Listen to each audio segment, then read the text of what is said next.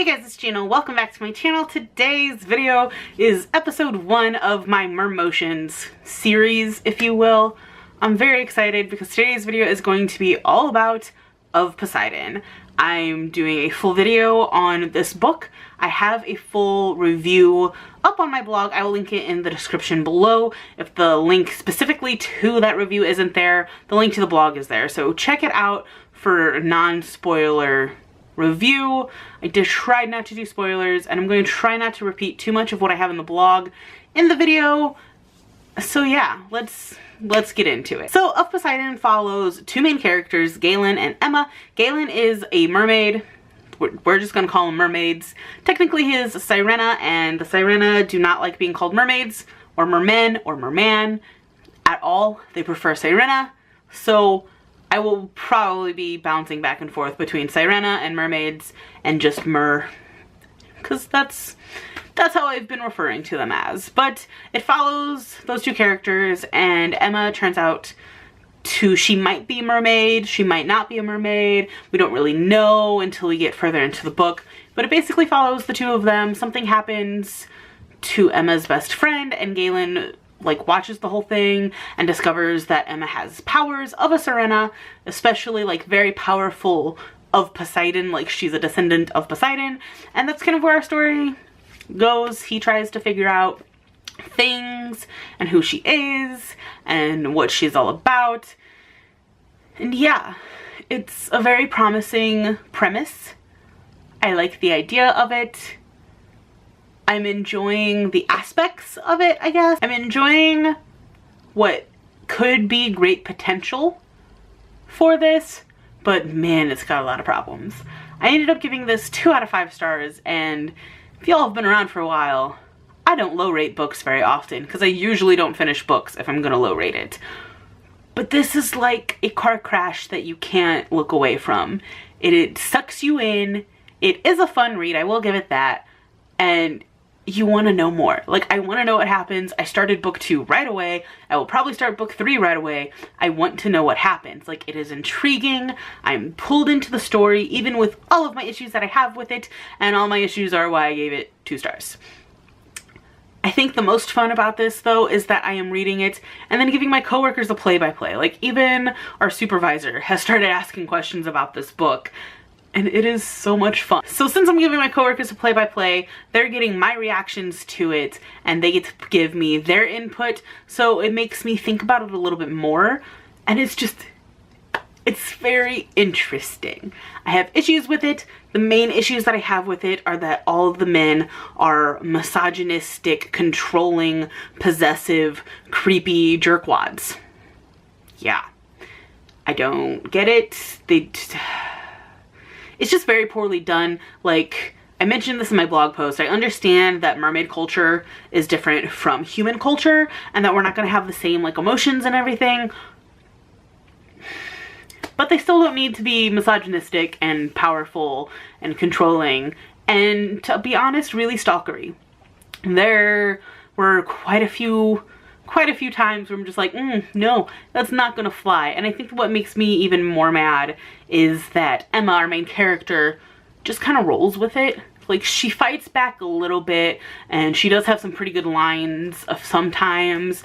There's this one line where Galen is explaining that he has all this money, and she just goes, "But you're a fish." Love it. Love that line. I jotted it down in my notes. So she has some good lines, and she understands that she's being incredibly stupid. At one point, she says, if stupidity was a disease, I would already be dead. So she understands that she's being incredibly stupid, but she still goes with it. She still falls in love with the creepy stalker merman. And I don't get it. I don't get it. It needs some help. I feel like these books could have been really well done had they had a little more structure. The world building isn't really there for me. I'm still not sure what the underwater world looks like because we spend a lot of time on land, which I just want a good mermaid book that's all underwater and a good mermaid book.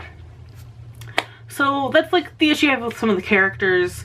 The world, like I said, the world building doesn't really work for me.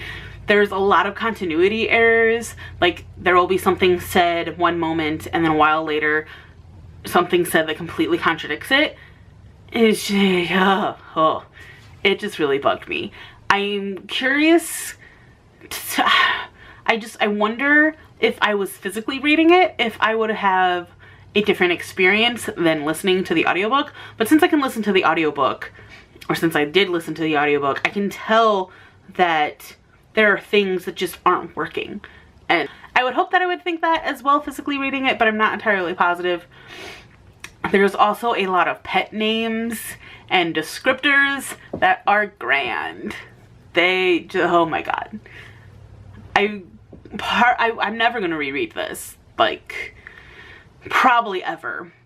But if I were to reread it, I would definitely go through and count how many times she says variations of the words tingles, how many times she describes, how many times she says the word blob, and there are a few other descriptors that like really bugged me that she says a lot. But tingles and blob are probably my main complaint. There's also mention of a goosebump farm. I mean, okay, I'm sure there's better descriptors for that. She also uses the term hot, like Galen is hot. Pretty sure there are better descriptions that you can describe a freakishly gorgeous, handsome man than hot. But that's just my opinion. It is what it is. I wouldn't use the word hot so often, like maybe once to get the point across, but she uses it quite often and it kind of bugged me a lot. But one of the things that is really fun about listening to these are the names, and I might do another video, depending on once I get to other series, on names specific. So for the mermaids, there's some very interesting names, and me and my coworkers are like making up names because we can't remember any of the names, and there's like a lot of details and they're not well put together in the book either. They're kind of like all over the place, which, yes, I know sometimes my videos are all over the place, but this is a published book. I would like to be able to follow it a little easier. But the names like really get me. So we have our main characters, Galen, Emma, and then Emma's best friend who ends up getting killed off in like the second chapter, which is in the description on Goodreads and stuff, so it's not a spoiler.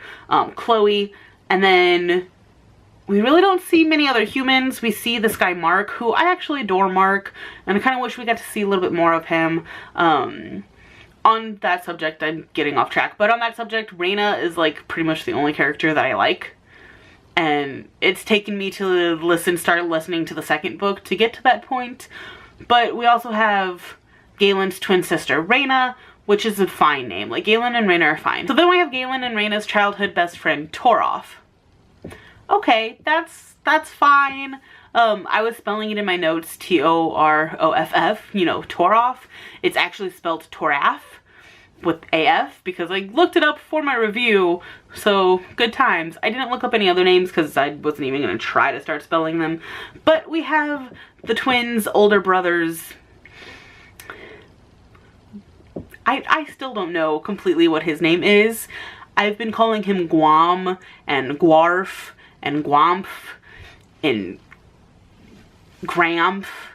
I'm still not entirely sure how you pronounce that, and I'm listening to the audiobook, so that's fun. And then we have Nalia, who sometimes I think is being pronounced Aaliyah, maybe, but we have some fun names in the office. There's this guy that comes in, and his name is like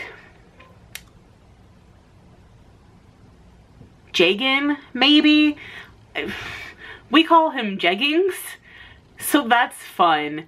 We've been calling him Jeggings so much that it took me a minute to remember what his actual name is. I'm pretty sure it's Jagan, maybe. And then we have his daughter, Paka. Alright.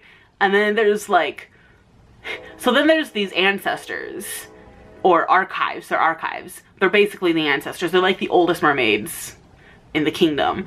And the oldest one, or one of the oldest ones, name is Rommel, but for the longest time I thought they were saying Ronald, so we call him Ronald because we kind of want his name to be Ronald, but it's Rommel. So the names are definitely interesting, and there's a train going on, so please ignore it, but the names are interesting. And yeah, this video is getting a little long. I don't want it to get too long. Again, full review linked in the description.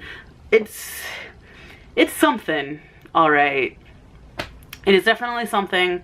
Again, I liked it enough to pick up book 2 right away, so I'm listening to that. So far, I like it better than the first one. The descriptors are better than the first one. There's a little bit more going on. I'm not that far into it, and not a whole lot has happened. But yeah, that is all I have for today's video. Thank you so much for watching. I hope you enjoyed this video. Hopefully don't hate me too much, because this book actually gets a lot of love on Goodreads. I was surprised by how many 4- and 5-star ratings there are for this on Goodreads. I can see how it gets a lot of 4 stars and like 5 stars if you're going like just off of this is a really fun read, but it's so bad. I can't get past the writing and the descriptors and just the world building. Not completely for me, but again, I'm really enjoying it because I continued on. So yes, thanks again so much for watching. I hope you guys are having a fantastic day, and I will see you next time with a new video. Bye.